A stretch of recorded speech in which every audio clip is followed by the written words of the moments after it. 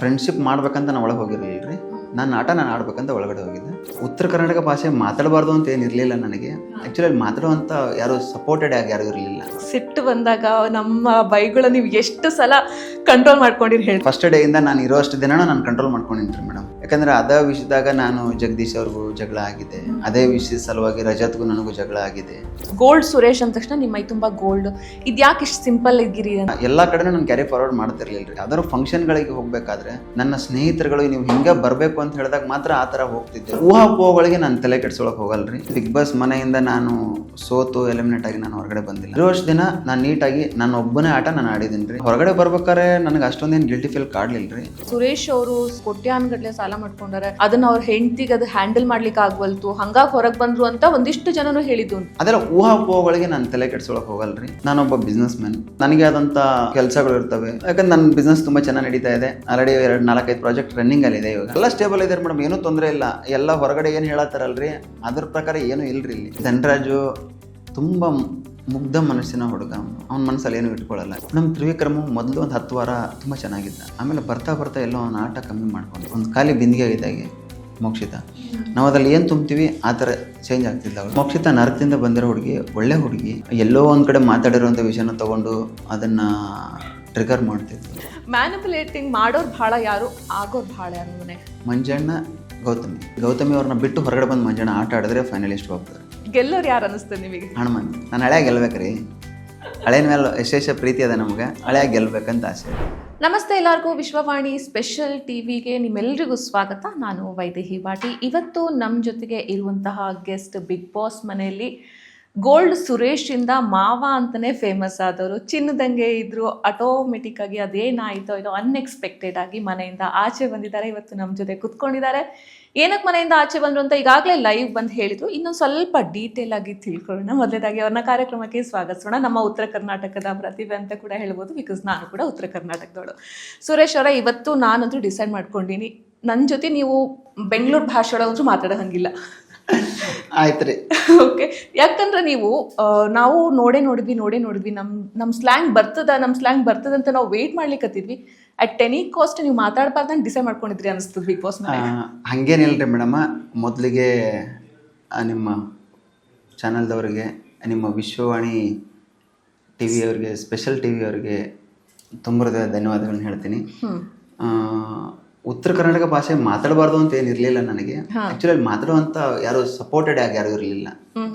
ಯಾಕಂದ್ರೆ ನಾನು ಒಬ್ಬನೇ ಮಾತಾಡ್ತಿದ್ದೆ, ಅದಕ್ಕೆ ನನಗೆ ಅದು ರಿಯಾಕ್ಟ್ ಬರ್ತಾ ಇರಲಿಲ್ಲ. ಆಮೇಲೆ ನಾನು ಮಾತಾಡೋದು ಅವ್ರಿಗೆ ಅರ್ಥ ಆಗ್ತಿರ್ಲಿಲ್ಲ ಒಂದೊಂದು ಪದಗಳು. ಅವಾಗ ಏನದ ಹನುಮಂತು ನಮ್ಮ ಮಳೆಯ ಬಂದ ಮೇಲೆ ನನಗೊಂದು ಸ್ವಲ್ಪ ಅದು ಸಾಥ್ ಸಿಕ್ತು. ಒಬ್ರು ಯಾರೋ ಜೋಡಿ ಕೊಡ್ಬೇಕಲ್ಲ, ಒಂಚೂರು ಗ್ರಿಪ್ ಸ್ವಲ್ಪ ಗ್ರಿಪ್ ಸಿಕ್ತು. ಅವಾಗ ನಾನು ಅವನು ಇಬ್ರು ಕೂಡಿ ಮಾತಾಡಕ್ ಸ್ಟಾರ್ಟ್ ಮಾಡಿದ್ವಿ. ಸುಮಾರು ಸಲ ನಾವು ನಮ್ಮ ಭಾಷೆ ಒಳಗನ ಮಾತಾಡಕ್ ಪ್ರಯತ್ನ ಪಟ್ಟಿದೀವಿ. ಅದನ್ನು ಹೊರತುಪಡಿಸಿ ಒಂದೊಂದು ಟೈಮ್ನಾಗ ಅಲ್ಲಿ ಅವ್ರಿಗೆ ಅದೇ ತರನ ಉತ್ತರ ಕೊಡ್ಬೇಕಾಗಿತ್ತು. ಮತ್ ನಾವ್ ಹೆಂಗಿರ್ತಾವ ಮನೆಯೊಳಗೆ ಎಷ್ಟು ಜನ ಇದಾರಲ್ಲ ಅವ್ರು ಮಾತಾಡೋ ಭಾಷೆ ಒಳಗ ಅವ್ರಿಗೆ ಉತ್ತರ ಕೊಟ್ರೆ ಮಾತ್ರ ಅವ್ರಿಗೆ ಅರ್ಥ ಆಗ್ತಿತ್ತು. ಅದನ್ನ ನಾನು ಒಂದ್ ಸ್ವಲ್ಪ ಕ್ಯಾರಿ ಫಾರ್ವರ್ಡ್ ಮಾಡಿದೆ, ಬಿಟ್ರೆ ಬೇರೆ ಏನೇನು ಇರ್ಲಿಲ್ರಿ. ಸಿಟ್ಟು ಬಂದಾಗ ನಮ್ಮ ಬೈಗಳು ನೀವು ಎಷ್ಟು ಸಲ ಕಂಟ್ರೋಲ್ ಮಾಡ್ಕೊಂಡಿರಿ ಹೇಳ್ರಿ? ಮೇಡಮ್, ಇಡೀ ಸೀಸನ್ ಫಸ್ಟ್ ಡೇ ಇಂದ ನಾನು ಇರೋಷ್ಟು ದಿನ ನಾನು ಕಂಟ್ರೋಲ್ ಮಾಡ್ಕೊಂಡಿನ್ರಿ ಮೇಡಮ್. ಯಾಕಂದ್ರೆ ನಮ್ಮ ಭಾಷೆ ಗೊತ್ತಲ್ರಿ, ಬಾಯ್ ಬಿಟ್ರೆ ನಾವು ತುಂಬಾ ಖಡಕ್ ರೊಟ್ಟಿ ಮತ್ತ ಕೆಂಪು ಮೆಣಸಿನ್ಕಾಯಿ ಚಟ್ನಿ ತಿನ್ನೋರು ನಾವು. ಚಲೋ ವರ್ಡ್ಗಳು ಬರ್ತಾವು. ಅವು ಬ್ಯಾಡ್ ಅಂತ ನನಗೆ ಅನ್ನಿಸ್ತೈತ್ರಿ ಮೇಡಮ್. ಯಾಕೆ ಬ್ಯಾಡ್ ಅಂತ ಅನಿಸ್ತೈತೆ ಅಂದ್ರೆ, ನಮ್ಮನ್ನ ಇಡೀ ಫ್ಯಾಮಿಲಿ ಪೂರ್ತಿ ಕುಂತು ನೋಡ್ತಿರ್ತಾರ್ರಿ. ಅವ್ರಿಗೆ ನೋಡೋರಿಗೆಲ್ಲ ಒಂದು ಕೆಟ್ಟ ಸಂದೇಶಗಳು ಹೋಗ್ಬಾರ್ದು. ಏನಪ್ಪ ಹಿಂಗೆಲ್ಲ ಉತ್ತರ ಕನ್ನಡದವ್ರು ಅದಾರ ಅನ್ನೋದು ಗೊತ್ತಾಗಬಾರ್ದು.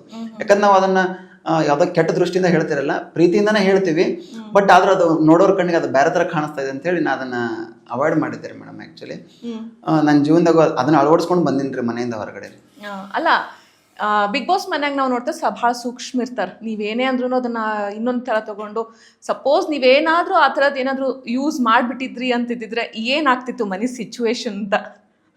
ಮೇಡಮ್, ಅದು ಎಲ್ಲರೂ ಬಿಗ್ ಬಾಸ್ ಅವ್ರಿಗೆ ಕಂಪ್ಲೇಂಟ್ ಮಾಡಿರ್ತಿದ್ದಾರೆ. ಏನು ಇಂಥವು ಹಿಂಗೆ ಮಾತಾಡ್ತಾನೆ ಇವನು ಅಂತೇಳಿ ಎಲ್ಲ ಮಾತಾಡ್ತಿದ್ದಾರೆ. ಯಾಕಂದ್ರೆ ಅದೇ ವಿಷಯದಾಗ ನಾನು ಜಗದೀಶ್ ಅವ್ರಿಗೂ ಜಗಳ ಆಗಿದೆ, ಅದೇ ವಿಷಯದ ಸಲುವಾಗಿ ರಜತ್ಗೂ ನನಗೂ ಜಗಳ ಆಗಿದೆ. ಅದೆಲ್ಲ ನಾನು ಎಲ್ಲ ಕಂಟ್ರೋಲ್ ಮಾಡ್ಕೊಂಡಿದ್ದು. ಮತ್ತು ನಾನು ಆಗಿರಬಾರ್ದು ಅಂತ ನಾನು ಡಿಸೈಡ್ ಮಾಡ್ಕೊಂಡು ಹೋಗಿದ್ದಾರೆ. ಆ್ಯಕ್ಚುಲಿ ಎಲ್ಲರೂ ಹೇಳ್ತಾರೆ ಉತ್ತರ ಕನ್ನಡ ಎಷ್ಟು ಖಡಕ್ ಅದಾರ ಅಂದ್ರೆ ಅಷ್ಟು ಸ್ಮೂತು ಅದೀವಿ ನಾವು ಅಂತ ತೋರಿಸ್ಬೇಕಾಗಿತ್ತು. ತೋರಿಸ್ಬಿಡ್ಬೇಕು. ಅದಕ್ಕೆ ನಾನು ಹಂಗೆ ಇದ್ದಾರೆ ಮೇಡಮ್ ಮನೆಯೊಳಗೆ. ಇನ್ನೊಂದು ನಿಮ್ಮನ್ನು ನೋಡಿದ ಕೂಡಲೇ ಒಂದು ಪಿಕ್ಚರ್ ಬರ್ತದೆ, ಗೋಲ್ಡ್ ಸುರೇಶ್ ಅಂದ ತಕ್ಷಣ ನಿಮ್ಮ ಮೈ ತುಂಬ ಗೋಲ್ಡ್. ಇದು ಯಾಕೆ ಇಷ್ಟು ಸಿಂಪಲ್ ಆಗಿರಿ ಅಂತಂದೀಗ? ಮೇಡಮ್ ನನಗೆ ಸ್ವಲ್ಪ ಜನರ ಪ್ರೇರಣೆ, ಅವ್ರು ಹೇಳಿರೋಂಥ ಮಾತುಗಳು. ಆ್ಯಕ್ಚುಲಿ ನಾನು ಮನೆ ಒಳಗಡೆ ಹೋಗೋಕ್ಕಿಂತ ಮುಂಚೆ ನಾನು ಹೊರಗಡೆ ಇದೇ ಸಿಂಪಲ್ ಜೀವನನ ಮಾಡ್ತಿದ್ದೆ. ಒಳಗೆ ಹೋಗಬೇಕು ಅಂತ ಬಂದಾಗ ನೀವು ಹಿಂಗೆ ಹೋಗಬೇಕು ಅಂತ ಹೇಳಿದಾಗ ನಾನು ಆ ಥರ ಒಳಗಡೆ ಹೋಗಿದ್ದೆ ಅಷ್ಟೇ. ಯಾಕಂದ್ರೆ ನಾನು ಅದನ್ನು ಎಲ್ಲ ಕಡೆ ನಾನು ಕ್ಯಾರಿ ಫಾರ್ವರ್ಡ್ ಮಾಡ್ತಿರ್ಲಿಲ್ಲ ರೀ. ಯಾವ್ದಾದ್ರು ಫಂಕ್ಷನ್ಗಳಿಗೆ ಹೋಗಬೇಕಾದ್ರೆ ನನ್ನ ಸ್ನೇಹಿತರುಗಳು ನೀವು ಹಿಂಗೆ ಬರಬೇಕು ಅಂತ ಹೇಳಿದಾಗ ಮಾತ್ರ ಆ ಥರ ಹೋಗ್ತಿದ್ದೆ. ಬಿಟ್ಟರೆ ನಾನು ಬೇರೆ ಇನ್ನೆಲ್ಲೂ ಕೂಡ ನಾನು ಡೈಲಿ ಜೀವನದಲ್ಲಿ ಆ ಥರ ಇರ್ತಿರ್ಲಿಲ್ಲ ರೀ ನಾನು. ಅದಾದ್ಮೇಲೆ ಸುದೀಪ್ ಸರ್ ಮನೆ ಒಳಗಡೆ ಹೇಳ್ತಾರೆ, ಎಷ್ಟು ಲಕ್ಷಣವಾಗಿ ಕಾಣಿಸ್ತಾರೆ ಸುರೇಶ್ ನೀವು, ಏನೂ ಹಾಕಲ್ದೆ ಟೈಮ್ನಾಗ ನನಗೆ ಹೇಳೋರು. ಅದು ನನಗೆಲ್ಲೋ ಸ್ಪೋರ್ಟಿವ್ನೆಸ್ ಕೊಡ್ತು. ನಾನು ಮನೆ ಒಳಗೆ ಹೋಗೋಕ್ಕಿಂತ ಮೊದಲು ನಾ ಹೆಂಗೆ ಇರ್ತಿದ್ನಲ್ಲ ಆ ಥರ ಸುರೇಶ್ ಎಲ್ರಿಗೂ ಇಷ್ಟ ಆಗುತ್ತಾನಲ್ಲ, ಒಬ್ಬ ಅಂಥ ದೊಡ್ಡ ವ್ಯಕ್ತಿ ಕಣ್ಣಿಗೆ ನಾನು ಹೆಂಗೆ ಕಾಣಿಸ್ತೀನಿ ಅಂದರೆ ಜನಗಳ ಕಣ್ಣಿಗೂ ಅದನ್ನು ನೋಡೋ ರೀತಿ ಇಷ್ಟ ಆಗುತ್ತೈತೆ ಅಂಥೇಳಿ ನಾನು ಅದನ್ನು ಹಳಿ ಸುರೇಶ್ ಚಾಪ್ಟರ್ 1, ಹೊಸ ಸುರೇಶ್ ಚಾಪ್ಟರ್ 2 ಈ ಥರನ ಕ್ಯಾರಿ ಫಾರ್ವರ್ಡ್ ಮಾಡೋಣ ಅಂತ ನನ್ನ ಮನಸ್ಸಿಗೆ ಬಂದದ ರೀ. ಮತ್ತು ಮನೆ ಒಳಗಡೆ ಭಾಳ ವಿಷಯನ ಕಲ್ತು ಬಂದೀನಿ ರೀ. ಹಂಗೆ ಇರುನು ಅಂತ ನಾನು ಅನ್ಕೊಂಡೇನಿ ರೀ ಇನ್ಮೇಲಿಂದ. ಒಂದು ಚಲೋ ಹೊಂಟಿತ್ತು ನಿಮ್ಮ ಜರ್ನಿ. ಈ ಕಡೆ ನೀವು ಭಾಳ ಜನ ಜೊತೆ ಕ್ಲೋಸು ಇದ್ರಿ, ಈ ಕಡೆ ಕ್ಲೋಸು ಇರಲಿಲ್ಲ, ನಿಮ್ಮ ಪರವಾಗಿ ಸ್ಟ್ಯಾಂಡ್ ತಗೊಳ್ಳೋರು ಇರಲಿಲ್ಲ. ಏನೋ ಒಂದು ಇದ್ರೂ ಸುರೇಶ್ ಅಂತ ಮನೆಯಾಗಿದ್ರು ಅಂತಂದ್ರೆ ಎಲ್ಲರಿಗೂ ಒಂಚೂರು ಚಲೋ ಫೀಲ್ ಆಗ್ತಿತ್ತು. ಎಲ್ಲರೂ ನಿಮ್ಮ ಜೊತೆ ಮಾತಾಡ್ತಿದ್ರು, ನಿಮ್ಮ ಜೊತೆ ಸ್ಟ್ಯಾಂಡ್ ತೊಗೊಂಡಿಲ್ಲ ಅಂದ್ರೂ ಕೂಡ. ಆದರೆ ಎಲ್ಲೋ ಒಂದು ಕಡೆ ನಿಮ್ದು ಈ ಥರ ಎಲಿಮಿನೇಟ್ ಆಗಿ ನೀವು ಕ್ವಿಟ್ ಆಗಿ ಹೊರಗೆ ಬರೋದು ಎಷ್ಟು ರಿಗ್ರೆಟ್ ಮಾಡ್ಕೋತೀರಿ? ರಿಗ್ರೆಟ್ ಫೀಲ್ ಆಗ್ತದಂತ ಬಿಗ್ ಬಾಸ್ ಮನೆಯಿಂದ ಹೊರಗೆ ಬಂದಮೇಲೆ? ಮೇಡಮ್ ಮನೆ ಒಳಗೆ ಹೋಗೋಕ್ಕಿಂತ ಮೊದಲು ನನಗೊಂದು ಕ್ವಶನ್ ಮಾರ್ಕ್ ಏನಿತ್ತಂದ್ರೆ ನನ್ನ ಬಿಸ್ನೆಸ್ ಯಾರು ನೋಡ್ಕೋತಾರೋ ಅನ್ನೋದು ಅಂತಾರೆ. ಅದನ್ನು ಕ್ವಶನ್ ಮಾರ್ಕ್ ಇಟ್ಕೊಂಡು ನಾನು ಮನೆ ಒಳಗಡೆ ಹೋಗಿದ್ದೆ. ಹೊರಗಡೆ ಬರ್ಬೇಕಾದ್ರೆ ನನಗೆ ಅಷ್ಟೊಂದೇನು ಗಿಲ್ಟಿ ಫೀಲ್ ಕಾಡಲಿಲ್ಲ ರೀ. ಯಾಕಂದ್ರೆ ನನ್ನ ವೈಫ್ಗೆ ನಾನು ಬಿಸ್ನೆಸ್ನ ವಹಿಸಿ ಹೋಗಿದ್ದೆ ರೀ. ಅವರಿಗೆ ಆ ಬಿಸ್ನೆಸ್ನ ಹ್ಯಾಂಡಲ್ ಮಾಡೋಕ್ಕಾಗಲಿಲ್ಲ ರೀ. ಮತ್ತು ನಾನಿದ್ದು ತೊಗೊಳ್ಳೋಂಥ ನಿರ್ಧಾರಗಳು ಅವ್ರು ತೊಗೊಳಕ್ಕೆ ಆಗಿಲ್ಲ ರೀ. ಆ ಒಂದು ಕಾರಣಕ್ಕೋಸ್ಕರ ನಾನು ಹೊರಗಡೆ ಬರಬೇಕಾಯ್ತು. ಬಿಟ್ಟರೆ ಬೇರೆ ಏನೇನು ಇರಲಿಲ್ಲ ರೀ ರೀಸನ್. ಅಲ್ಲ ಸುರೇಶ್, ಇವಾಗ ಒಂದು ಫರ್ಮ್ ಡಿಸಿಷನ್ ತೊಗೊಂಡು ನೀವು ಮನೆಗೆ ಹೋಗಿರ್ತೀರಿ, ಈ ಥರದ್ದೆಲ್ಲ ಕಾನ್ಸಿಕ್ವೆನ್ಸಸ್ ಬರ್ತಾ ಬಂತಂದು ಅದೊಂದು ಐಡಿಯಾ ಇದ್ದೇ ಇರ್ತದೆ ನಿಮಗೆ. ಸೊ ಎಲ್ಲೋ ಒಂದು ಕಡೆ ನೀವು ಬೇಗ ಹೊರಗೆ ಬಂದ್ರೇನೋ, ಎಲ್ಲೋ ಒಂದು ಕಡೆ ಸಿಚುವೇಶನ್ನ ನೀವು ಅಟ್ಲೀಸ್ಟ್ ನಿಮ್ಮ ವೈಫ್ ಜೊತೆ ಮಾತಾಡಿ ಆ ಸಿಚುವೇಶನ್ ಹ್ಯಾಂಡಲ್ ಮಾಡಿ ಆ ಥರದ್ದು ಏನಾದ್ರು ಆಪ್ಷನ್ಸ್ ಕೊಟ್ಟಿದ್ರೆ ನೀವು ಇರ್ತಿದ್ರೇನು ಅಂತ? ಮೇಡಮ್ ಆ್ಯಕ್ಚುಲಿ ಅದು ಅವ್ರಿಗೆ ತೊಗೊಳಕ್ಕೆ ಆಗದೇ ಇರೋ ನಿರ್ಧಾರಗಳು ನಾನು ಇಲ್ಲಿದ್ದು ತೊಗೋಬೇಕಾಗಿತ್ತು ರೀ. ಮನೆಯಿಂದ ತೊಗೊಳಕ್ಕೆ ಆಗದಿರಲಿಲ್ಲ ನಿರ್ಧಾರಗಳು, ಇಲ್ಲಿದ್ದು ತೊಗೋಬೇಕಾಯ್ತು. ಅದಕ್ಕೋಸ್ಕರ ನಾನು ಹೊರಗಡೆ ಬರಬೇಕು. ಇವಾಗ ಹಂಗೂ ಆಗಿರ್ತದೆ. ಇವಾಗ ನಾವು ಚೈತ್ರಂತೆ ನೋಡಿದ್ವಿ, ಅವರು ವಿಚಾರಣೆ ಅಂತಂದು ಮನೆಯಿಂದ ಹೊರಗೆ ಬಂದು ಕೂಡಲೇ ಮತ್ತೆ ಮುಗಿಸ್ಕೊಂಡು ತಮ್ಮ ಕೆಲಸ ಮುಗಿಸ್ಕೊಂಡು ಮನೆಯೊಳಗೆ ವಾಪಸ್ ಹೋದ್ರು. ಹಂಗೂ ನಿಮ್ಮದು ಆಗ್ಬೋದಿತ್ತಲ್ಲ, ನೀವು ಒಂದೇ ಸಲ ಕ್ವಿಟ್ ಅಂತ ಅವರು ಯಾಕೆ ಡಿಸೈಡ್ ಮಾಡಿದ್ರು? ನೀವು ಅದನ್ನ ಹೆಂಗೆ ಒಪ್ಕೊಂಡ್ರಿ? ನೀವು ನಿಮ್ದೇನು ಕೆಲಸ ಇತ್ತು ಅದನ್ನ ಮುಗಿಸ್ಕೊಂಡು ಮತ್ತೆ ಮನೆಗೆ ವಾಪಸ್ ಹೋಗೋಂಥ ಚಾನ್ಸಸ್ ಇರ್ತಿತ್ತೇನೋ ಅಂತ.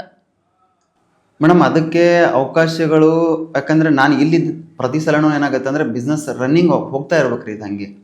ಯಾಕಂದರೆ ಆಲ್ರೆಡಿ ಅವ್ರು ಏನಾಗಿದ್ರು ಅಂತಂದ್ರೆ ನನ್ನ ವೈಫ್ ಅವರು, ಅಪ್ಪ ನಿಮ್ಮ ಬಿಸ್ನೆಸ್ ನನಗೇನೂ ಅರ್ಥ ಆಗ್ಬಲ್ತಾಗೈತಿ, ನೀವು ಇಷ್ಟು ದಿನ ಹೆಂಗೆ ಹ್ಯಾಂಡಲ್ ಮಾಡ್ರೆ ನನಗೆ ಗೊತ್ತಿಲ್ಲ, ನಿಮ್ಮದು ಬಿಸ್ನೆಸ್ನ ನೀವು ಹ್ಯಾಂಡಲ್ ಮಾಡ್ರಪ್ಪ ಅಂತ ಅಂದವಳು ನನಗೆ. ಆ್ಯಕ್ಚುಲಿ ಆ ಒಂದು ನಿರ್ಧಾರಕ್ಕೋಸ್ಕರ ನಾನು ನಿರ್ಧಾರ ತೊಗೊಂಡೆ. ನೀವು ಮನೆಯಿಂದ ಹೊರಗೆ ಬಂದ್ರಿ 2 ದಿವಸ ನೀವು ಯಾರ ಕೈಗೂ ಸಿಗಲಿಲ್ಲ, ಯಾರು ಫೋನ್ ರಿಸೀವ್ ಮಾಡಲಿಲ್ಲ, ಕ್ಲಾರಿಫಿಕೇಶನ್ ಕೊಡಲಿಲ್ಲ, ಎದಕ್ಕೆ ಹೊರಗೆ ಬಂದ್ರಿ ಅಂತ ಯಾರಿಗೂ ಗೊತ್ತಾಗಲಿಲ್ಲ. ಇಷ್ಟೆಲ್ಲದರ ಒಳಗೆ ಸೋಷಿಯಲ್ ಮೀಡಿಯಾದಾಗ ನಿಮ್ಮದು ಚರ್ಚೆ ಭಾಳ ಆಗ್ಲಿಕ್ಕತ್ತಿತ್ತು. ನಿಮ್ಮ ತಂದೆ ವಿಷಯಕ್ಕೆ ಆಗಿರ್ಬೋದು, ನಿಮ್ಮ ತಾಯಿ ವಿಷಯ, ಮತ್ತು ನಿಮ್ಮ ತಂದೆ ಬಂದು ನಾನು ಆರಾಮಿದ್ದೀನಿ ಅಂತ. ಸೊ ಇಷ್ಟೆಲ್ಲ ಯಾಕೆ ಕನ್ಫ್ಯೂಷನ್ಸ್ ಕ್ರಿಯೇಟ್ ಮಾಡಿದ್ರಿ? ನೀವು ಬಂದ ಕೂಡಲೇ ಎದಕ್ಕೆ ಬಂದೀನಿ ಹೊರಗೆ, ಎದಕ್ಕೆ ನಾನು ಡಿಸಿಷನ್ ತೊಗೊಂಡೆ, ಅದೊಂದು ಕ್ಲಾರಿಫಿಕೇಶನ್ ಕೊಟ್ಟಿದ್ರೆ ಹೋಗ್ತಿತ್ತಲ್ಲ ಅಂತ. ಮೇಡಮ್ ಹೊರಗಡೆ ಬಂದ ತಕ್ಷಣ ನನ್ನದೇ ಆದಂಥ ಒಂದು ಪ್ರೋಟೋಕಾಲ್ ಇರ್ತದೆ ರೀ ಬಿಗ್ ಬಾಸ್ ಕಡೆಯಿಂದ. ಆ ಪ್ರೋಟೋಕಾಲ್ ಫಾಲೋ ಮಾಡಬೇಕಾಗಿತ್ತು. ಅದಕ್ಕೂ ಮೀರಿ ನಾನು ಏನು ರೀಸನ್ ಹೊರಗೆ ಬಂದೀನಿ ಅದನ್ನು ಫಸ್ಟ್ ಆ ಪ್ರಾಬ್ಲಮ್ನ ಸಾಲ್ವ್ ಮಾಡಬೇಕಾಗಿತ್ತು.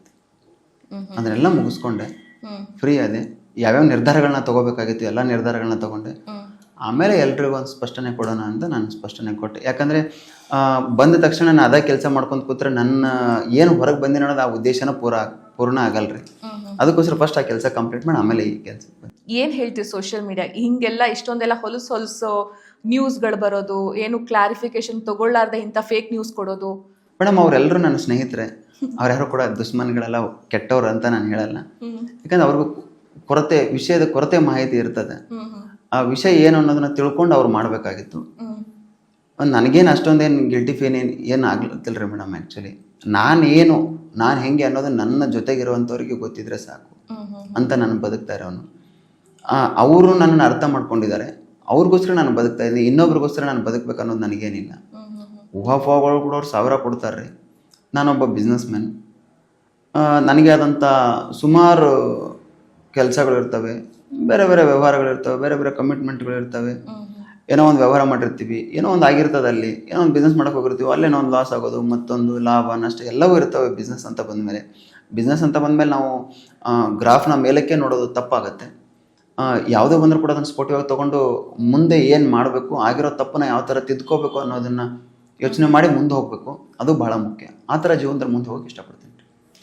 ಅದೆಲ್ಲದು ಆಯ್ತು. ಇವಾಗ ಒಂದು ಮಾತು ಬರ್ತದ, ಸುರೇಶ್ ಅವರು ಸಾಲ ಮಾಡ್ಕೊಂಡ್ರು, ಕೋಟ್ಯಾನ್ಗಟ್ಲೆ ಸಾಲ ಮಾಡ್ಕೊಂಡಾರೆ, ಅದನ್ನ ಅವ್ರ ಹೆಂಡತಿಗೆ ಅದು ಹ್ಯಾಂಡಲ್ ಮಾಡ್ಲಿಕ್ಕೆ ಆಗ್ವಲ್ತು, ಹಂಗಾಗಿ ಹೊರಗೆ ಬಂದ್ರು ಅಂತ ಒಂದಿಷ್ಟು ಜನನು ಹೇಳಿದ್ದುಂಟು. ಸೊ ಹಿಂಗೆಲ್ಲ ಹೆಂಗ್ ಅಸಂಪ್ಷನ್ ಮಾಡ್ಕೊಂಡು ಹೆಂಗ್ ಕೆಲಸ ನಡೀತಾವಂತ? ಮೇಡಮ್ ಏನು ಗೊತ್ತು, ಅದ ಹೇಳಿದರೆ ಅಜಂಪ್ಷನ್ ಹೌದು ಆಗಿದೆ ಆಗಿಲ್ಲ ಅನ್ನೋದು ಬೇರೆ, ಇದು ಆಗೈತಿ ಇದನ್ನ ಮಾಡ್ಯಾರು ಅನ್ನೋದು ಬೇರೆ ರೀ. ಅದೆಲ್ಲ ಊಹಾಪೋಹಗಳಿಗೆ ನಾನು ತಲೆ ಕೆಡ್ಸೊಳಕ್ಕೆ ಹೋಗಲ್ರಿ. ಯಾಕಂದ್ರೆ ನನ್ನ ಬಿಸ್ನೆಸ್ ತುಂಬ ಚೆನ್ನಾಗಿ ನಡೀತಾ ಇದೆ. ಆಲ್ರೆಡಿ 4-5 ಪ್ರಾಜೆಕ್ಟ್ ರನ್ನಿಂಗಲ್ಲಿದೆ. ಇವಾಗ ಸ್ಟೇಬಲ್ ಆಗಿರಿ? ಎಲ್ಲ ಸ್ಟೇಬಲ್ ಇದೆ ಮೇಡಮ್, ಏನೂ ತೊಂದರೆ ಇಲ್ಲ. ಎಲ್ಲ ಹೊರಗಡೆ ಏನು ಹೇಳತ್ತಾರಲ್ರಿ ಅದ್ರ ಪ್ರಕಾರ ಏನೂ ಇಲ್ರಿ ಇಲ್ಲಿ. ತುಂಬ ಚೆನ್ನಾಗಿದೆ. ಈ ಥರ ಎಲ್ಲ ಕ್ರಿಯೇಟ್ ಮಾಡಿ ಹೇಳಿದಾಗ ಏನು ಹೇಳಬೇಕು ಅಂತ ಅನ್ಸಲ್ಲ. ಒಂದೊಂದ್ಸಲ ಸುಮ್ಮನೆ ಇರಬೇಕು. ಮೌನಂ ಸಮ್ಮತಿ ಲಕ್ಷಣಂ. ಏನಾದ್ರು ಅನ್ಕೋರಿ, ನಮ್ದಲ್ಲಿ ನೀವೇನಾದ್ರು ಅನ್ಕೋರಿ, ನಂದು ಏನು ಅಂತ ನನಗೆ ಗೊತ್ತೈತಿ, ನಾ ಇರ್ತೀನಿ ಅಂತ ನಾನು ಹಿಂಗೆ ಥಿಂಕ್ ಮಾಡ್ತೀನಿ. ನಿಮ್ ಜೊತೆ ಮಾತಾಡುವಾಗ ನಾ ಅದನ್ನೊಂದು ದಾರಗಳನ್ನ ನೋಡ್ದೆ. ಎಂತ ದಾರವು ಅಂತಂದು, ದೇವ್ರು ಯಾವ ದೇವ್ರದ್ದು ಅಥವಾ ನೀವು? ಮೇಡಮ್, ನಾನು ದೇವ್ರನ್ನ ನಂಬೋ ಅಂತವನು. ಹಿಂದುತ್ವದ ದಾರಿಯಲ್ಲೇ ನಡಿ, ಒಂಚೂರು ತೋರಿಸ್ಬಿಡ್ರಿ ಆ ದಾರನ. ಹಿಂದುತ್ವದ ದಾರಿಯಲ್ಲೇ ಹೋಗ್ತಾ ಇದ್ದೀನಿ. ನೆಗೆಟಿವ್ ಎಷ್ಟಿದೆಯೋ ಅಷ್ಟೇ ಪಾಸಿಟಿವ್ ಇದೆ ಅಂತ ನಂಬ್ತೀನಿ. ದೇವ್ರು ಇದೆ ಅಂತ ನಂಬೋನು, ದೆವ್ವ ಇದೆ ಅಂತ ನಂಬಲೇಬೇಕು. ನಮ್ಮ ಕಡೆ ಹೆಂಗಂದ್ರೆ ರಾತ್ರಿ ಸ್ಮಶಾನಕ್ಕೆ ಹೋಗೋದಾರ ಹೆದರ್ತಾರೆ, ಯಪ್ಪ ದೆವ್ವ ಇರ್ತಾವ ಅಂತ ಹೇಳ್ತೀನಿ. ಯಾಕಂದ್ರೆ ಶಿವ ವಾಸ ಮಾಡೋ ಸ್ಥಳ ಸ್ಮಶಾನ. ನಾನು ಅಲ್ಲೂ ಕೂಡ ದೇವ್ರಿದೆ ಅಂತ ನಂಬ್ತೀನಿ. ಆ ಥರ ಮನುಷ್ಯ ನಾನು. ಈ ಎಲ್ಲ ಊಹಾಪೋಹಗಳೆಲ್ಲ ತಲೆ ಕೆಡ್ಸ್ಕೊಬಾರ್ದು. ಭಾಳ ನಮ್ಮ ಮುಂದಿನ ಗುರಿ ಏನಾಯ್ತು ಅನ್ನೋದ್ರ ಬಗ್ಗೆ ಯೋಚನೆ ಮಾಡ್ಬೇಕ್ರಿ. ದೇವ್ರ ಮೇಲೆ ಬರ ಹಾಕಿ ಮುಂದುವರಿನ್ರಿ ಅಂತ ಹೇಳ್ತೀನಿ. ನೆಕ್ಸ್ಟ್ ಲೈಫ್ ಏನು ಬರ್ತದೆ ಅದನ್ನ ಅಕ್ಸೆಪ್ಟ್ ಮಾಡ್ಕೊಂಡು ಹೋಗೋದು. Okay, fine. ಬಿಗ್ ಬಾಸ್ ಮನೆಗೆ ಹೋದ್ರಿ, ಅಲ್ಲಿ ಮೋಸ್ಟ್ ಆಫ್ ಪೀಪಲ್ ಎಲ್ಲರೂ ಸೀರಿಯಲಲ್ಲಿ ಆ್ಯಕ್ಟ್ ಮಾಡಿದವ್ರು ಇದ್ದಾರೆ. ಭಾಳ ಮಂದಿ ಈ ಸಲ ಬಂದಿರೋ ಸೀರಿಯಲ್ನಾಗ ಆ್ಯಕ್ಟ್ ಮಾಡಿದವರೇ ಬಂದಿರೋದು, ಒಂದಿಷ್ಟು ಜನ ಮೂವಿ ಒಳಗೆ ಆ್ಯಕ್ಟ್ ಮಾಡೋದು ಬಂದಿದ್ರು. ಸೊ ಅವರೆಲ್ಲರ ಮಧ್ಯೆ ನೀವು ಗುರುತಿಸ್ಕೋಬೇಕಾಗಿತ್ತು, ಬಿಕಾಸ್ ನಿಮ್ಮದು ಫುಲ್ ಟೋಟಲಿ ಡಿಫ್ರೆಂಟ್ ಫೀಲ್ಡು. ಎಷ್ಟು ಕಷ್ಟ ಆಯ್ತು ನಿಮಗಲ್ಲಿ, ಆಮೇಲೆ ಅದನ್ನು ಹೆಂಗೆ ನೀವು ಒಗ್ಗಿಸ್ಕೊತ ಹೋದ್ರಿ ಆ ಒಂದು ಅಟ್ಮಾಸ್ಫಿಯರ್ ಅಂತಂದು? ಅಂತ ನನಗೆ ಟೋಟಲಿ ಫೀಲ್ಡ್ ಹೊಸದ್ರಿ ಇದೆ. ಆ್ಯಕ್ಚುಲಿ ನನಗೇನು ಅನಿಸ್ತಿತ್ತು, ನಾನು ಅವ್ರ ಮಧ್ಯದಲ್ಲಿ ನಾನು ಎಷ್ಟು ದಿನ ಸರ್ವೆ ಆಗ್ಬೋದು ಅನ್ನೋದು ಒಂದು ಇತ್ತು ಕ್ವಶನ್ ಮಾರ್ಕು. ಆಮೇಲೆ ಬರ್ತಾ ಬರ್ತಾ ನನ್ನ ಹೊರಗಡೆ ಜಗತ್ತಲ್ಲಾಗಲಿ ನನಗೆ ಯಾರೋ ಸ್ನೇಹಿತರು, ಒಬ್ಬರು ಹೊಸ ಸ್ನೇಹಿತರು ಸಿಕ್ಕಿದ್ರು ಕೂಡ ಅದನ್ನು ತುಂಬ ಚೆನ್ನಾಗಿ ಆ ಫ್ರೆಂಡ್ಶಿಪ್ನ ಕ್ಯಾರಿ ಫಾರ್ವರ್ಡ್ ಮಾಡ್ತೀನಿ ರೀ. ಅದೇ ಥರ ಅಲ್ಲಿರೋರು ಎಲ್ಲರೂ ವಿಶ್ವಾಸಕ್ಕೆ ತೊಗೊಂಡು ಅವ್ರ ಮಧ್ಯದಲ್ಲಿ ನಾನು ಒಬ್ಬ ಆಗಿ ಅದನ್ನು ಹಾಗೆ ನನ್ನ ಮನೆಯೆಲ್ಲ ಪೂರ್ತಿ ಇರೋಷ್ಟು ದಿನ ಮನೆಯಾಗಿ ಎಲ್ಲೆಲ್ಲಿ ಯಾವ ಮೂಲೆಯಲ್ಲಿ ಯಾರ್ಯಾರು ಕೂತಿರ್ತಾರೆ ಅವ್ರೆಲ್ಲರ ಹತ್ರ ಹೋಗಿ ಮಾತಾಡಿ ಅದನ್ನ ಹಂಗೆ ಕ್ಯಾರಿ ಫಾರ್ವರ್ಡ್ ಮಾಡ್ಬೇಕು ಅನ್ಕೊಂಡಿದ್ದಾರೆ. ಅದನ್ನ ಹಂಗೆ ಮಾಡ್ಕೊಂಡು ಬಂದಿನಿ ಅಂತ ನನಗೆ ಅನಿಸ್ತದೆ. ಆದ್ರೆ ಎಲ್ಲೊಂದ್ ಕಡೆ ಅನಿಸ್ತದ ಸುರೇಶ್ ಇವಾಗ ಯಾರ ಜೊತೆನೂ ಒಂದು ಫರ್ಮ್ ಬಾಂಡಿಂಗ್ ಇಟ್ಕೊಂಡಿರ್ಲಿಲ್ಲ ಅಂತ. ಬಿಕಾಸ್ ನೀವು ಯಾರ ಜೊತೆ ಮಾತಾಡ್ತೀರಿ, ನೆಕ್ಸ್ಟ್ ಅವರೇ ನಿಮ್ಮನ್ನ ಕಳಪೆ ಕೊಡ್ಲಿಕ್ಕತ್ತಿದ್ರು, ಅವರೇ ನಿಮ್ಮನ್ನ ನಾಮಿನೇಟ್ ಮಾಡ್ತಾರ, ನೀವಿಬ್ರು ಮಾತಾಡ್ಕೊಂಡಿರ್ತೀರಿ ಕೂಡ, ಆದ್ರೂ ಕೂಡ ಅದನ್ನ ಸೀರಿಯಸ್ ಆಗಿ ತಗೊಂಡಿರಂಗಿಲ್ಲ, ನಿಮ್ಮ ಜೊತೆ ಚಲೋ ಮಾತಾಡ. ಸೊ ಎಲ್ಲೋ ಒಂದ್ ಕಡೆ ಒಂದು ಫರ್ಮ್ ಬಾಂಡಿಂಗು ಅಥವಾ ಒಂದು ಫ್ರೆಂಡ್ಶಿಪ್ ಬಾಂಡಿಂಗು ಅದೆಲ್ಲೋ ಮಿಸ್ ಹೊಡಿತೇನೋ ಸುರೇಶ್ಗಂತ. ಮೇಡಮ್, ಅದನ್ನ ಫ್ರೆಂಡ್ಶಿಪ್ ಮಾಡ್ಬೇಕಂತ ನಾನು ಒಳಗೆ ಹೋಗಿರಲಿಲ್ಲ ರೀ. ನನ್ನ ಆಟ ನಾನು ಆಡ್ಬೇಕಂತ ಒಳಗಡೆ ಹೋಗಿದ್ದೆ. ಇರೋಷ್ಟು ದಿನ ನಾನು ನೀಟಾಗಿ ನಾನು ಒಬ್ಬನೇ ಆಟ ನಾನು ಆಡಿದ್ದೀನಿ ರೀ. ಅಲ್ಲಿ ಯಾರೋ ಗುಂಪು ಸೇರಬೇಕು, ಇನ್ನೊಂದು ಗುಂಪಿಗೆ ಸೇರ್ಕೋಬೇಕು ಅನ್ನೋದು ನನ್ನ ಇಂಟೆನ್ಷನ್ ಆಗಿರಲಿಲ್ಲ. ಕ್ಲೀನಾಗಿ ಕ್ಲಿಯರ್ ಕಟ್ಟಾಗಿ ನನ್ನ ಮೈಂಡಲ್ಲಿ ಇದ್ದದ್ದು ಒಂದೇ, ನನ್ನ ಆಟ ನಾನು ಆಡಬೇಕು, ಯಾರೇನಾರು ಅಂದ್ಕೊಳ್ಳಿ ಅಂತ ನಾನು ಹೋಗಿದ್ದೆ. ಹಂಗೆ ಆಟ ಆಡಿ ಬಂದೀನಿ ರೀ. ಕಾಲು ಹೆಂಗದ ಈಗ? ಕಾಲು ನೋವು ಅದ ರೀ, ಇನ್ನೊಂದು ಸ್ವಲ್ಪ ಟ್ರೀಟ್ಮೆಂಟ್ ಹೋಗಿದ್ದೀನಿ ರೀ. ಸೊ ಇದನ್ನ ಕಾಲು ನೋವು ಇಟ್ಕೊಂಡು ಅದಕ್ಕೂ ಮುಂಚೆ ನೀವೇನು ಟಾಸ್ಕ್ ಆಡ್ತಿದ್ರಲ್ಲ ಅದ್ರ ಅಷ್ಟೊಂದು ನಮಗೆ ಸೀರಿಯಸ್ ಅನಿಸ್ತಿರ್ಲಿಲ್ಲ. ಬಟ್ ನೀವು ಕಾಲು ನೋವು ಇಟ್ಕೊಂಡು ಒಂದಿಷ್ಟು ಟಾಸ್ಕ್ ಆಡಿ ಅದು ಭಾಳ ಚಲೋನು ಬಂದಿತ್ತು ಆ ಟಾಸ್ಕ್ಗಳು. ಸೊ ಒಂದು ಮನುಷ್ಯಂಗೆ ಏನಾದರೂ ಒಂದು ಪೇನು ಅಥವಾ ಏನಾದರೂ ಒಂದು ಡಿಸ್ಟರ್ಬ್ ಆಯ್ತು ಅಂತಂದರೆ ಅದು ನಮ್ಮ ಒಂದು ಏಮ್ ಕಡೆ ನಮಗದು ಹೋಗ್ಲಿಕ್ಕೆ ಬಿಡಂಗಿಲ್ಲ. ಅಂಥದ್ರಾಗ ನಿಮ್ಗೆ ಇಷ್ಟು ಕಾಲು ನೋವು ಇಟ್ಕೊಂಡು ನೀವು ಟಾಸ್ಕ್ ಆಡ್ತಿದ್ರಿ, ಗೆದ್ದಿದ್ರಿ. ಅದಾದಮೇಲೆ ನೀವು ಮೋಸ್ಟ್ಲಿ ಉತ್ತಮ ಅಂತಂದು ತೊಗೊಂಡಿದ್ದು, ಚಪ್ಪಾಳೆನೋ ತೊಗೊಂಡಿದ್ದು ಅನಿಸ್ತದೆ. ಸೊ ಇದೆಲ್ಲ ಹೆಂಗಾಗ್ತಿತ್ತು, ನೋವನ್ನ ಹೆಂಗೆ ನೀವು ಇದನ್ನ ಮಾಡ್ತಿದ್ರಿ ಅಂತ? ಮೇಡಮ್, ಆ್ಯಕ್ಚುಲಿ ಇದಕ್ಕಿಂತ ಕಾಲು ನೋವು ಅನ್ನೋದು ನನಗೇನು ಅದು ಜಾಸ್ತಿ ಫೀಲ್ ಆಗ್ತಿರ್ಲಿಲ್ಲ ರೀ. ಬಟ್ ಒಂದೊಂದ್ಸಲ ಎಲ್ಲೋ ಅನಿಸೋದು, ಇದೆಲ್ಲ ನೋವು ಇಟ್ಕೊಂಡು ಇಷ್ಟು ಆಡಬೇಕಾ ಅಂತ ಒಂದೊಂದ್ಸಲ ಫೀಲ್ ಆಗ್ತಿತ್ತು. ಬಟ್ ಅದನ್ನು ನನಗೆ ಅಲ್ಲಿರೋರು ಜನಗಳು, ಬಿಗ್ ಬಾಸ್ ಅವರು, ಆಮೇಲೆ ಸುದೀಪ್ ಸರ್, ಇದೆಲ್ಲ ಅವ್ರು ಕೊಡುವಂಥ ಮಾತುಗಳು ತುಂಬ ಸ್ಪೋರ್ಟಿವ್ ಆಗಿ ತಗೋತಿದ್ದೆ. ಆ ಒಂದು ಸ್ಪೋರ್ಟಿನೆಸ್ ತೊಗೊಂಡು ನಾನು ಆಟ ಹಾಗೆ ಕಂಟಿನ್ಯೂ ಮಾಡಿದ್ದಾರೆ. ಅಲ್ಲಿ ಜನಗಳನ್ನ ನೋಡ್ತಾ ಹೋದ್ರು ನಿಮ್ಮ ಜೊತೆ ಮಾತಾಡುವಾಗ ಹೇಳ್ತಿದ್ರು, ಸುಳ್ಳು ಭಾಳ ಹೇಳ್ತಾರ, ಯಾಕಂದ್ರೆ ಮಾತಿದು ಹೇಳಿರ್ತಾರ, ಅದಾದ್ಮೇಲೆ ಅದನ್ನ ತಿರ್ಗಿಸೇ ಬಿಡ್ತಾರೆ, ನಾವು ಮಾತಾಡೇ ಇಲ್ಲ ಅನ್ನೋಂಗೆ ಅಂತಂದು. ಮೇಡಮ್ ಅದೆಲ್ಲ ಆಟಕ್ಕೆ ಸೀಮಿತ ಆಗ್ಬೇಕ್ರಿ. ಆ್ಯಕ್ಚುಲಿ ಅಲ್ಲಿ ಅವ್ರು ಮಾಡ್ತಾ ಇರೋದು ಅದೇ ಕೆಲಸ ಮಾಡ್ತಿದ್ರು ಯಾರೋ ಕೂಡ. ಮತ್ತು ನನಗೆ ಎಲ್ಲಿ ಅವಶ್ಯಕತೆ ಇತ್ತು ಅಲ್ಲಿ ಅದನ್ನು ನಾನು ಉಪಯೋಗ ಮಾಡ್ತಿದ್ದೆ. ಅದು ಆಟಕ್ಕಷ್ಟ ಸೀಮಿತ ಅಂತ ನಾನು ಹೇಳ್ತೀನಿ. ಇಷ್ಟು ದಿವಸ ಮನೆಯಾಗಿದ್ರಲ್ಲ, ಬಿಗ್ ಬಾಸ್ ಮನೆಯಾಗಿದ್ದಾಗ ನಿಮಗೆ ಭಾಳ ಚಲೋ ಅಂತ ಅನಿಸಿದ್ದು ಒಂದು ಸನ್ನಿವೇಶ ಆಗಿರ್ಬೋದು, ಮೂಮೆಂಟ್ ಆಗಿರ್ಬೋದು, ಭಾಳ ಕೆಟ್ಟ ಅನಿಸ್ತು, ಯಾಕಾದರೂ ಬಂದೆ, ನಂಗೆ ಬೇಕಾಗಿತ್ತೇನೆ ಇದೆಲ್ಲ, ನನ್ನ ಪಾಡೆ ನಾನು ಬಿಸ್ನೆಸ್ ಮಾಡ್ಕೊಂಡಿದ್ದೆ, ಹಂಗೆ ಅನಿಸಿದ್ದು 2 ಮೂಮೆಂಟ್ ಹೇಳೋದಾದ್ರೆ? ನಮ್ಮ ಕೆಟ್ಟದ್ದು ಫಸ್ಟ್ ತೊಗೋಬೇಕಂತಂದ್ರೆ ನನಗೆಲ್ಲರೂ ಬ್ಲ್ಯಾಕ್ ರೋಸ್ ಕೊಡ್ತಾರೆ, ಅದಕ್ಕೆ ಸುಮಾರು ಕಾರಣಗಳು ಕೊಡ್ತಾರೆ, ಆವಾಗ ಅನಿಸಿದುಂಟು. ಅದಾದಮೇಲೆ ನನಗೆ ಅನುಷಾ ಮತ್ತು ನಂದು ಜೋಡಿ ಟಾಸ್ಕ್ ಆಗುತ್ತೆ, ಅದು ತುಂಬ ಖುಷಿ ಕೊಟ್ಟದ್ದು ವಾರ. ಒಂದು ಮನೆಯೊಳಗೆ ಇವಾಗ ನೀವೇ ಹೇಳಿದ್ರಿ ಬ್ಲ್ಯಾಕ್ ರೋಸ್ ಅಂತಂದು, ಒಂದೇ ಪರ್ಸನನ್ನ ಟಾರ್ಗೆಟ್ ಮಾಡಿ ಅನ್ನೋದು ಅದು ಎಷ್ಟು ಮನಸ್ಸನ್ನು ಕುಗ್ಗಿಸ್ತದಂತ ನಮಗೂ ಗೊತ್ತದ. ಬಿಕಾಸ್ ನಮ್ಗೆ ಒಂದಿಬ್ರು ಜನ ನಮ್ಗೆ ಹಂಗೆ ಮಾಡಿದ್ರೆ ನಮ್ಗೆ ಅದನ್ನು ತಡ್ಕೊಳಿಕ್ಕೆ ಆಗಂಗಿಲ್ಲ. ಬಟ್ ಒಂದು ಫುಲ್ ಮನಿ ನಿಮ್ಮನ್ನೊಬ್ಬರನ್ನೇ ಮಾಡೋದು, ನಿಮ್ಗೆ ಅನ್ನೋದು, ಅದೆಲ್ಲ ಹೆಂಗೆ ನೀವು ಹ್ಯಾಂಡಲ್ ಮಾಡ್ತೀರಿ? ನಿಜ ಜೀವನದಾಗೂ ನೀವು ಹಿಂಗೆ ಇದ್ದೀರಿ, ಐ ಮೀನ್ ಇಲ್ಲಿ ಹೊರಗಡೆನೂ ನೀವು ಹಿಂಗೆ ಇದ್ದೀರೇನೋ, ಅಥವಾ ಅಲ್ಲಿ ಹೋಗಿ ನೀವು ಅದನ್ನು ಬೆಳೆಸ್ಕೊಂಡ್ರೋ ಅದನ್ನು ಅಂತ? ಹೊರಗಡೆ ಇದ್ದೆ ಮೇಡಮ್, ನಾನು ಇಲ್ಲ ಅಂತೇನಲ್ಲ, ನನಗೂ ಸಿಟ್ಟು ಕೋಪ ಬರ್ತಿತ್ತು. ಒಳಗಡೆ ಹೋದ್ಮೇಲೆ ಅದನ್ನೆಲ್ಲ ಕಂಟ್ರೋಲ್ ಮಾಡಿಕೊಂಡೆ. ಜೀವನದಲ್ಲಿ ಹೇಳಿದೆ, ಮನುಷ್ಯನಿಗೆ ಒಂದೊಂದು ಪಾಠಗಳು ಜೀವನದಲ್ಲಿ, ಪ್ರತಿ ಮೆಟ್ಲೆ ಏರ್ತಾ ಇದ್ರೂ ಕೂಡ ಅದಕ್ಕೊಂದೊಂದು ಪಾಠಗಳು ಕಲಿತಾ ಹೋಗ್ತೀವಿ. ಆ ಥರ ಪಾಠಗಳನ್ನ ಮನೆ ಒಳಗಡೆ ಕಲ್ತಿದ್ದೀನಿ. ಹಳೇದಾಗಿದ್ದು ಬಿಟ್ಟು ಹೊಸದಾಗಿ ನಾನೇನು ಪಾಠ ಕಲ್ತಿದ್ದೀನಿ ಆ ಪಾಠನ ಮಾತ್ರ ನನ್ನ ಮನಸ್ಸಿಗೆ ತೊಗೊಂಡು ಮುಂದೆ ಹೋಗಬೇಕು ಅಂತ ನಾನು ಅಂದ್ಕೊಂಡಿದ್ದೀನಿ. ಮನೆಯೊಳಗೆ ನಿಮಗೆ ಫ್ರೆಂಡ್ಸ್ ಅಂತ ಬಾಂಡಿಂಗ್ ಇಲ್ಲ ಅಂದ್ರೂ ಒಂದು ಹನುಮಂತು ಮತ್ತು ಧನರಾಜು ನಿಮ್ಮನ್ನು ಯಾವಾಗಲೂ ಒಂಚೂರು ಕನ್ಸಿಡರ್ ಮಾಡ್ತಿದ್ರು, ಏನೇ ಆದರೂ ನಾವು 3 ಜನ ಇರೋಣಲೇ, ನಾವು 3 ಜನ ಮಾಡೋಣ ಅಂತಂದು ಹನುಮಂತ ಹೇಳ್ತಿದ್ರು. ಸೊ ನಿಮ್ಮ 3 ಜನದ ಬಾಂಡಿಂಗು, ಅದು ಬಾಂಡಿಂಗು ಅನ್ಬೋದು, ಈ ಕಡೆ ಅವರಿಬ್ಬರನ್ನು ಸೇರಿಕೊಂಡು ನಿಮ್ಮನ್ನು ನಾಮಿನೇಟ್ ಮಾಡ್ಯಾರ. ಸೊ ನಿಮ್ಮ 3 ಜನ ರಿಲೇಷನ್ಶಿಪ್ ಬಗ್ಗೆ ನಮಗೆ ಹೇಳಿದ್ರೆ? ಮೇಡಮ್ ಆ್ಯಕ್ಚುಲಿ ಧನರಾಜು ತುಂಬ ಮುಗ್ಧ ಮನಸ್ಸಿನ ಹುಡುಗ. ಅವನ ಮನಸ್ಸಲ್ಲಿ ಏನೂ ಇಟ್ಕೊಳ್ಳಲ್ಲ, ಏನೋ ಇದ್ರೆ ಡೈರೆಕ್ಟಾಗಿ ಹೇಳ್ಬಿಡ್ತಾನೆ. ಹನುಮಂತನೂ ಅದೇ ಥರ, ಏನೂ ಮನಸ್ಸಲ್ಲಿ ಇಟ್ಕೊಳ್ಳಲ್ಲ, ಎಲ್ಲವೂ ಡೈರೆಕ್ಟಾಗಿ ಹೇಳ್ತಾನೆ. ಆ ಥರ ಇರೋದ್ರಿಂದ ಅದು ನಾನು ಕೂಡ ಅಷ್ಟೇ, ಏನೋ ಮನಸ್ಸಲ್ಲಿ ಇಟ್ಕೊಳ್ಳಲ್ಲ, ಡೈರೆಕ್ಟಾಗಿ ಹೇಳ್ತೀನಿ. ಈ ನಮ್ಮ 3 ಜನದ್ದು ಕನೆಕ್ಟಿವಿಟಿ ಎಲ್ಲೋ ಒಂದು ಕಡೆ ಅದು ಒಂದೇ ಕಡೆ ಕನೆಕ್ಟ್ ಆಯಿತು. ಅದರಿಂದ ನಾವು 3 ಜನನೂ ಜಾಸ್ತಿ ಟೈಮ್ ಸ್ಪೆಂಡ್ ಮಾಡೋಕ್ಕೆ ಸ್ಟಾರ್ಟ್ ಮಾಡಿದ್ವಿ. ನಾವು 3 ಜನ ಒಂದಾಗಕ್ಕೆ ಸ್ಟಾರ್ಟ್ ಮಾಡಿದ್ವಿ. ಎಲ್ಲೂ ಕೂಡ ನಮ್ಗೆ ಅದು ಗಿಲ್ಟಿ ಫೀಲ್ ಕಾಡಲೇ ಇಲ್ಲ ಕೊನೆವರೆಗೂ ಕೂಡ. ಹಿಂಗೆ ಇರಬೇಕು, ಕೊನೆವರೆಗೂ ನಾವು 3 ಜನ ನಾವು ಜೊತೆಗೆ ಇರಬೇಕು ಅಂತ ಅಂದ್ಕೊಂಡಿದ್ವಿ. ಸೊ ಇದ್ದಂಗೂ ಇತ್ತು, ಇಲ್ದಂಗೂ ಇತ್ತು ಮನ್ಯಾಗ. ಓಕೆ, ಮನೆಯೊಳಗೆ ತ್ರಿವಿಕ್ರಮ್ ಬಗ್ಗೆ ಒಬ್ರೊಬ್ರಿಗೆ ಒಂದೊಂದು ಥರ ಒಪಿನಿಯನ್ ಅದ. ಒಬ್ರಂತರ ಚಲೋ ಆಡ್ತಾನೆ, ಇನ್ನೊಬ್ರಂತರ ಸ್ಟ್ರಾಟಜಿ ಭಾಳ ಮಾಡ್ತಾರೆ, ಇನ್ನೊಬ್ರಂತಾರೆ ಅವ್ನು ಮ್ಯಾನಿಪುಲೇಟ್ ಮಾಡ್ತಾರಂತ. ಓವರ್ ಆಲ್ ತ್ರಿವಿಕ್ರಮ್ ಹೆಂಗಿದ್ದಾರೆ? ನೀವು ಹತ್ತಿರದಿಂದ ನೋಡಿರೋದ್ರಿಂದ ನಾನು ನಿಮ್ಗೆ ಕೇಳಿಕತ್ತೀನಿ, ಹೆಂಗಿದ್ದಾರೆ ತ್ರಿವಿಕ್ರಮ್ ಅಂತ? ನಮ್ಮ ತ್ರಿವಿಕ್ರಮ್ ಮೊದಲು ಒಂದು 10 ವಾರ ತುಂಬ ಚೆನ್ನಾಗಿದ್ದ, ತುಂಬ ಚೆನ್ನಾಗಿ ಆಟ ಆಡ್ತಾ ಇದ್ದ. ಆಮೇಲೆ ಬರ್ತಾ ಬರ್ತಾ ಎಲ್ಲೋ ಅವನ ಆಟ ಕಮ್ಮಿ ಮಾಡ್ಕೊಂಡ, ಯಾರಿಗೋ ಒಬ್ರಿಗೆ ಇನ್ಫ್ಲುಯೆನ್ಸ್ ಆಗಕ್ಕೆ ಸ್ಟಾರ್ಟ್ ಆದ. ಬೇರೆಯವ್ರ ಜೊತೆ ಸೇರಿ ಅವ್ನು ಸ್ಟ್ರಾಟಜಿ ಮಾಡೋದು, ಇನ್ನೊಂದು ಮತ್ತೊಂದು ಮಾಡ್ತೀನಿ ಅಂತ ಹೋಗ್ತಿದ್ದ, ಅದ್ರಲ್ಲಿ ಫೇಲ್ ಆಗ್ತಿದ್ದ. ಆ ಥರ ಏನು ಅನ್ಸಲ್ಲ ಮೇಡಮ್, ಹೊರಗಡೆ ನೋಡಿರೋ ಥರ ಏನು ತ್ರಿವಿಕ್ರಮ್ ಇಲ್ಲ. ಚಲೋ ಇದ್ದಾರೆ, ಚಲೋ.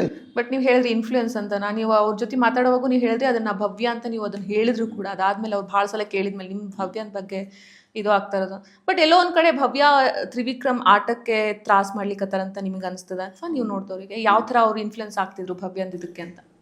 ಏನಾದರೂ ಒಂದು ವಿಷಯ ಇದ್ದಾಗ ಅದನ್ನು ಹೇಳೋವಂಥದ್ದು, ಅದನ್ನು ಅವ್ರ ಕಿವಿಗೆ ತುಂಬುವಂಥದ್ದು, ಈ ಥರ ವಿಷಯ ಭವ್ಯ ಮಾಡ್ತಿದ್ಲು, ಅದು ಅನ್ನಿಸ್ತಿತ್ತು. ಬಿಗ್ ಬಾಸ್ ಮನೆಗೆ ಹೋಗ್ಬೇಕಂತಂದ್ರೆ ಒಂದು ನಾರ್ಮಲ್ ಮನುಷ್ಯ, ಇವಾಗ ನಿಮ್ಮಂಥವ್ರು, ಇವಾಗ ನೀವು ಅಲ್ಲಿ ಹೋಗಿ ಬಂದ್ಮೇಲೆ ನೀವು ಒಂದು ಸ್ವಲ್ಪ ಎಲ್ರಿಗೂ ಭಾಳ ಗೊತ್ತಾಗ್ಲಿಕ್ಕತ್ತೀರಿ, ಸೆಲೆಬ್ರಿಟಿ ಅಂತಲೂ ಅನಿಸ್ಲಿಕ್ಕತ್ತ. ಸೊ ಕಾಮನ್ ಮ್ಯಾನ್ ಆಗಿರೋರು ಅಥವಾ ಇವರೇ ಇರಲಿ, ಸೆಲೆಬ್ರಿಟಿನೇ ಆಗಿರಲಿ, ಯಾರು ಆಗಿದ್ದವರು ಮನೆಯೊಳಗೆ ಹೋಗ್ಬೇಕಂತಂದ್ರೆ ಮೇನ್ ಮೋಟೋ ಏನು ಇಟ್ಕೊಂಡು ಹೋಗಬೇಕು, ಅವ್ರು ಯಾವುದ್ರ ಮೇಲೆ ಭಾಳ ಧೈರ್ಯ ಇಟ್ಕೊಂಡು ಹೋಗಬೇಕು, ಮತ್ತು ಏನು ಸ್ಟ್ರಾಟಜಿ ಇಟ್ಕೊಂಡು ಹೋಗೋರು ಮನೆಯೊಳಗೆ ಹೋಗೋ ಕಲಕ್ಕೆನೆ? ಮೇಡಮ್ ಇಲ್ಲಿ ಹೊರಗಡೆ ನಾವೇನೇ ಇಟ್ಕೊಂಡು ಹೋದ್ರು ಕೂಡ ಅದು ಯಾವುದೂ ವರ್ಕ್ ಆಗಲ್ಲ ರೀ ಮನೆ ಒಳಗಡೆ. ನೀವೇನಾರ ಪ್ಲ್ಯಾನ್ ಮಾಡ್ಕೊಂಡಿದ್ರಿ? ಏನೂ ಇಲ್ಲ ಮೇಡಮ್, ನಾವಾಗಿರ್ಬೇಕು ಅಂತ ಮನೆ ಒಳಗಡೆ ಹೋಗ್ಬೇಕಷ್ಟೆ. ಬೇರೆ ಏನು ಸ್ಟ್ರಾಟಜಿ ಇಟ್ಕೊಂಡು ಮಾಡ್ಕೊಂಡು ಹೋದ್ರೆ ಎಲ್ಲ ವರ್ಕ್ ಆಗಲ್ಲ. ನಾವಾಗಿ ಹೋಗ್ಬೇಕಷ್ಟೆ. ಮೋಕ್ಷಿತಾ ಬಗ್ಗೆ ನಿಮ್ಗೆ ಏನು ಅನ್ನಿಸ್ತದ? ಐ ಮೀನ್ ನಾನು ನಿಮ್ಮಿಬ್ರದ್ದು ಕನ್ವರ್ಸೇಷನ್ ಭಾಳ ಕಮ್ಮಿ ನೋಡೀನಿ ಅಂತ ಅನ್ನಿಸ್ತದೆ ನಾನು ನೋಡಿರೋ ಪ್ರಕಾರ. ಸೊ ನಿಮ್ಮಿಬ್ರಿಗೂ ಕನೆಕ್ಟ್ ಆಗ್ತಿರ್ಲಿಲ್ಲೇನೋ? ಅದ್ರದ್ದು ನಿಮ್ಮ ಮನೆಯೊಳಗಿಂದ ನಿಮ್ಮಿಬ್ರದ್ದು ಒಂದು ರಿಲೇಷನ್ಶಿಪ್ ಯಾವ ಥರ ಇರ್ತಿತ್ತು? ನೀವೇನಾದರೂ ಅವ್ರ ಜೊತೆ ಭಾಳ ಕಾಂಟ್ಯಾಕ್ಟ್ ಹೋಗ್ಲಿಕ್ಕೆ ಟ್ರೈ ಮಾಡ್ತಿದ್ರು ಏನೋ ಅಂತ. ಮೇಡಮ್ ಮೋಕ್ಷಿತಾ ನರಕದಿಂದ ಬಂದಿರೋ ಹುಡುಗಿ, ಒಳ್ಳೆ ಹುಡುಗಿ, ಚೆನ್ನಾಗಿ ಮಾತಾಡೋಳು. ಒಂದೊಂದ್ಸಲ ಅವಳಿಗೆ ಏನಾಗ್ತದೆ ಗೊತ್ತಿಲ್ಲ, ಬೇರೆ ಯಾರಾದರೂ ಏನಾದ್ರು ಒಂದು ವಿಷಯ ಹೇಳಿದಾಗ ಎಲ್ಲೋ ಒಂದು ಕಡೆ ಮಾತಾಡಿರೋಂಥ ವಿಷಯನ ತೊಗೊಂಡು ಅದನ್ನು ಟ್ರಿಗರ್ ಮಾಡ್ತಿದ್ಲು. ಆ ಥರ, ಯಾಕಂದರೆ ಅವಳಿಗೆ ಒಂದು ಖಾಲಿ ಬಿಂದಿಗೆ ಇದ್ದಾಗೆ ಮೋಕ್ಷಿತಾ. ನಾವು ಅದ್ರಲ್ಲಿ ಏನು ತುಂಬ್ತೀವಿ ಆ ಥರ ಚೇಂಜ್ ಆಗ್ತಿದ್ಲು ಅವಳು. ಆಮೇಲೆ ಬರ್ತಾ ಬರ್ತಾ ಅವಳು ಅದನ್ನು ಹೊರಗಡೆ ಬಂದು ತನ್ನ ಆಟ ತಾನು ಆಡೋಕ್ಕೆ ಸ್ಟಾರ್ಟ್ ಮಾಡಿದ್ಲು.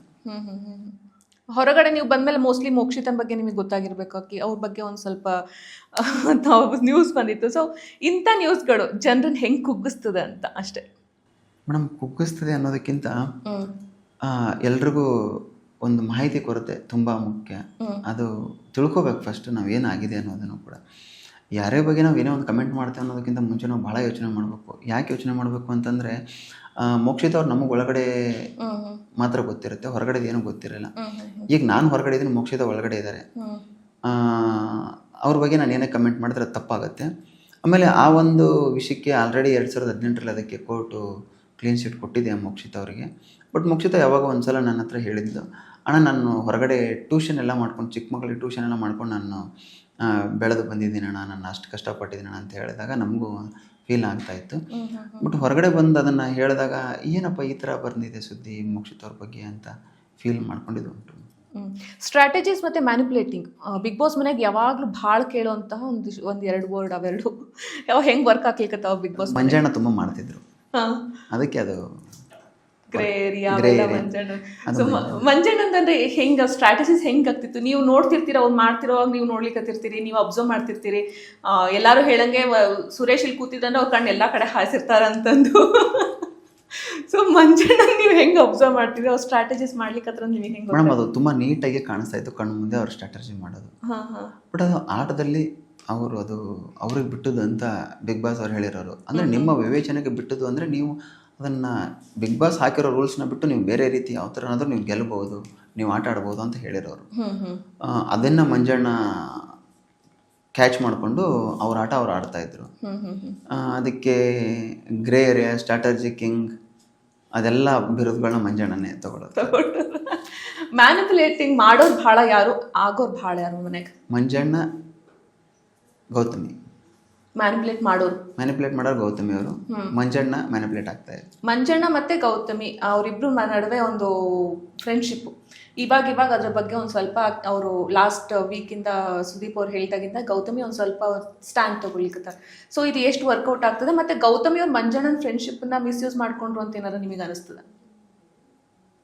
ಮೇಡಮ್ ಅದೆಲ್ಲ ಕಾಣಿಸಿದ್ದು ಉಂಟು ಮೇಡಮ್. ಮಂಜಣ್ಣ ಅವರು ಗೌತಮಿ ಅವ್ರ ಮೇಲೆ ಭಾಳ ಡಿಪೆಂಡ್ ಆಗಿದ್ದಾರೆ ಆ ಮನೆಯಲ್ಲಿ.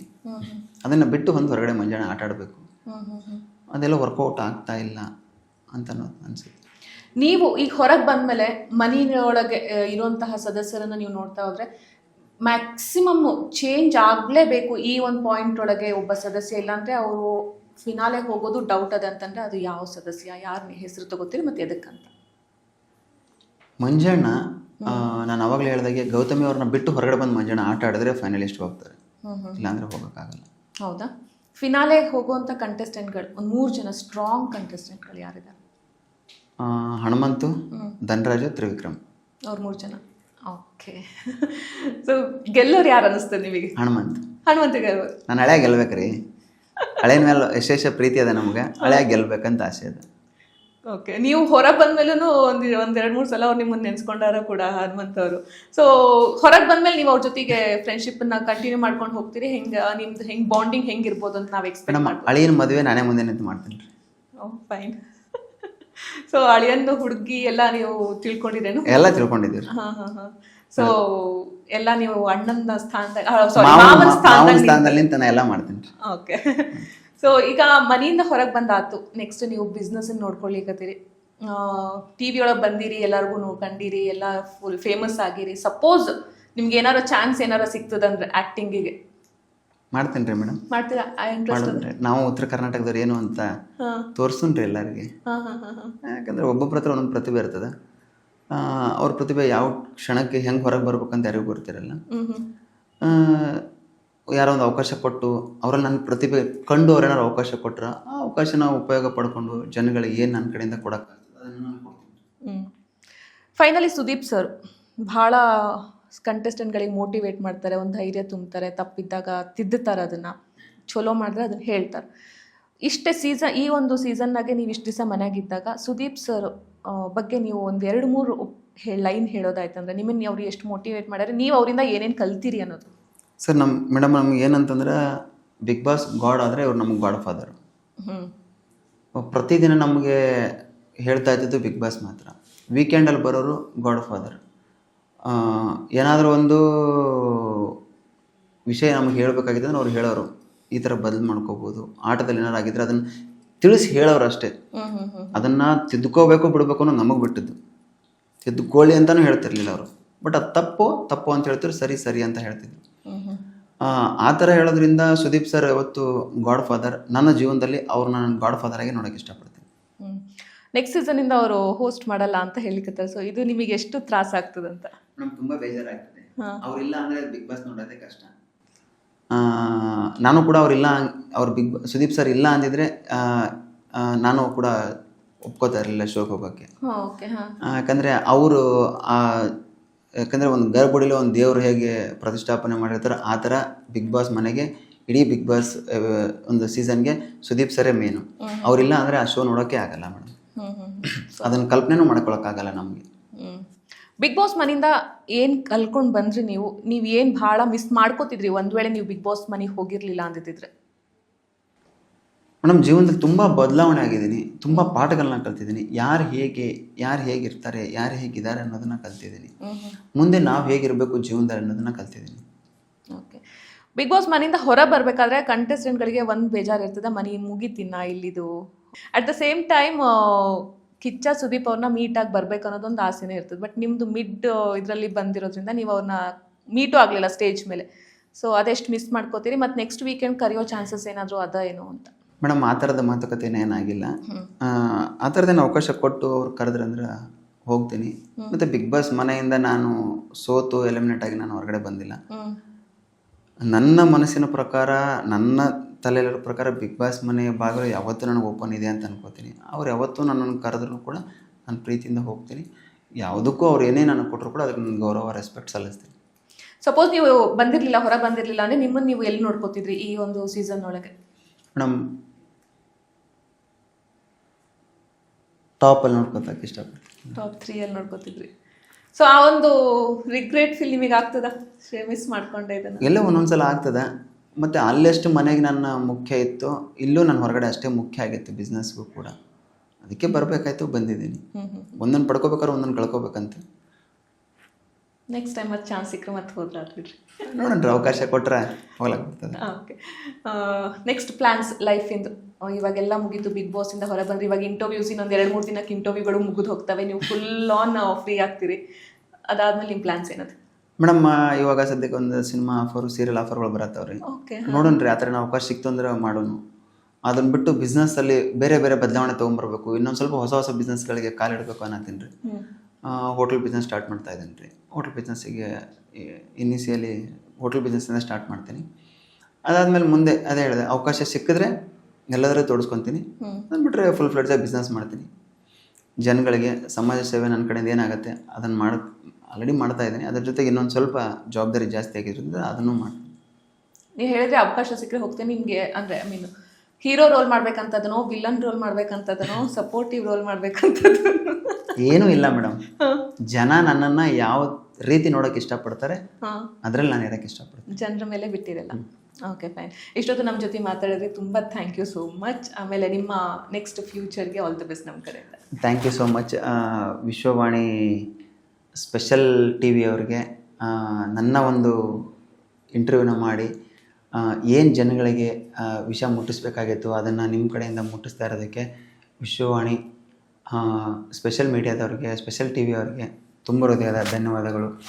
ನಾವು ವಿಶ್ವೇಶ್ವರ ಭಟ್ರ ಪತ್ರಿಕೆಯನ್ನು ಅವ್ರು ಕೊಡುವಂಥ ಆರ್ಟಿಕಲ್ನ ನೋಡಿಕೊಂಡು ಓದ್ಕೊಂಡು ಬೆಳೆದಂಥವ್ರು. ಜೀವನದಲ್ಲಿ ತುಂಬ ಮೋಟಿವೇಶನ್ ಕೊಟ್ಟಿದ್ದಾವೆಲ್ಲವೂ ಕೂಡ. ವಿಶ್ವೇಶ್ವರ ಭಟ್ ಸರ್ಗೂ ಒಳ್ಳೆಯದಾಗಲಿ ಅಂತ ಹೇಳ್ತಾ ಎಲ್ರಿಗೂ ನಮಸ್ಕಾರ. ಎಸ್, ಇದಾಗಿತ್ತು ಸುರೇಶ್ ಅವರ ಮಾತು. ಬಿಗ್ ಬಾಸ್ ಮನೆಯಿಂದ ಹೊರಗಡೆ ಬಂದಮೇಲೆ ಒಂದು ಸ್ವಲ್ಪ ಚಿಲ್ ಆಗಿದ್ದಾರೆ. ಏನಾದರೂ ಆಫರ್ ಬಂದರೆ ನಾನು ಅದನ್ನು ಕೂಡ ಒಪ್ಕೊಳ್ತೀನಿ, ಸಮಾಜ ಸೇವೆ ಅಂತೂ ಇದ್ದೇ ಇರುತ್ತೆ ಅಂತ ಹೇಳಿದ್ದಾರೆ. ಇದೇ ಹೊತ್ತಿನ ಸ್ಪೆಷಲ್. ಇದೇ ರೀತಿಯಾದಂತಹ ಇಂಟ್ರೆಸ್ಟಿಂಗ್ ವೀಡಿಯೋಸ್ಗಳಿಗಾಗಿ ವಿಶ್ವವಾಣಿ ಸ್ಪೆಷಲ್ ಯೂಟ್ಯೂಬ್ ಚಾನಲ್ನ ಸಬ್ಸ್ಕ್ರೈಬ್ ಮಾಡಿ. ಈ ವಿಡಿಯೋ ಇಷ್ಟವಾದಲ್ಲಿ ಲೈಕ್ ಮಾಡಿ, ಕಮೆಂಟ್ ಮಾಡಿ ಮತ್ತು ಶೇರ್ ಮಾಡಿ.